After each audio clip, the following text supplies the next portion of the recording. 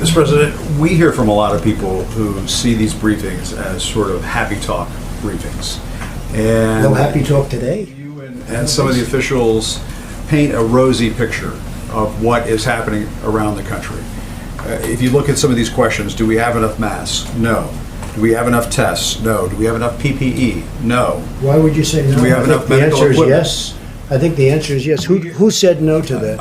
I'm saying this No, is... no, what- you're saying no, but who we said hear- no? we But you hear asked me, do from- we have enough We hear masks? from Yes. doctors, we hear from No, no, you health didn't say experts. that. You said, do we have enough masks? Does the country- Yes. does- Do we have enough tests? Yes. Plus, we're developing new tests. But they're not- Do we have enough? Do we have enough ventilators? Yes. Do we have enough hospital beds? Yes. We've built 20,000 hospital beds. We have enough hospital beds. Go ahead, Jim. Let's go. Well, what do you say to? I mean, you watch the coverage. You know what You're I say? watching a lot of the coverage. Well, a lot of it's These fake news. doctors. No, no. A lot of it's not- fake news. A lot of it's fake news. Let me just when tell the you. doctors The- and the medical the experts come governors- on our air the and governors say that reported- we don't have enough tests, we don't have enough The governor, masks. yeah, depending on your air, they always say that because otherwise you're not going to put them on. Let me just tell you something. The governors have said last night, they had a group of governors, 14 governors, they were together someplace, and they said, it's been unbelievable what's happened. We've been totally responsive. Ventilators. Everyone has the ventilators they need to a point where we're getting calls from foreign countries saying, you have all the ventilators, can we get some? And we're going to try and help some of these countries. These people have done an incredible job. This is not happy talk. Maybe it's happy talk for you. It's not happy talk for me. We're talking about death. We're talking about the greatest economy in the world. One day I have to close it off.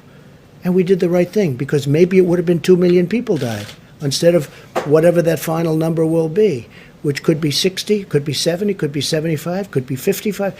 Thousands of people have died. There's nothing happy about it, Jim.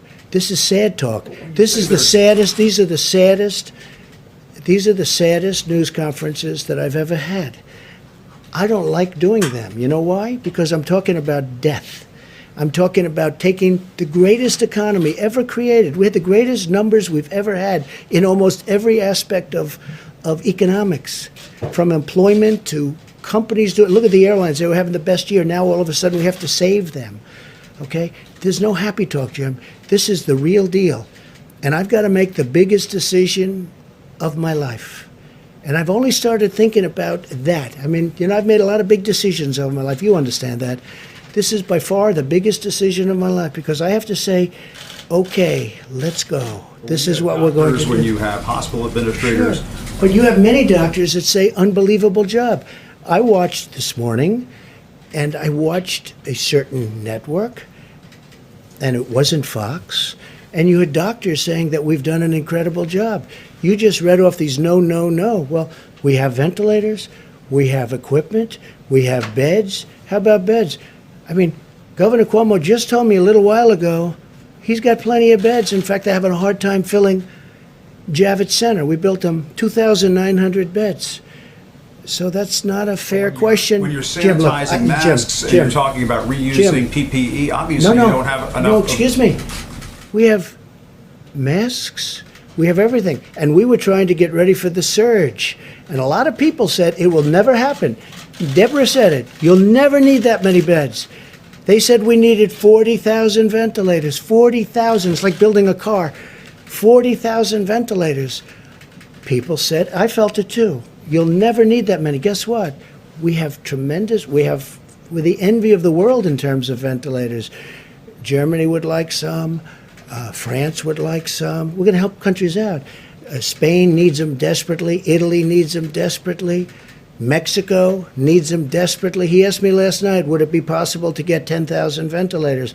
Within a short period of time, I'll be able to help out Mexico. No, Jim, just the opposite of your question. It's not no, no, no. It's yes, yes, yes. We're in great shape. And you know what? What's happening now is those numbers are horrible.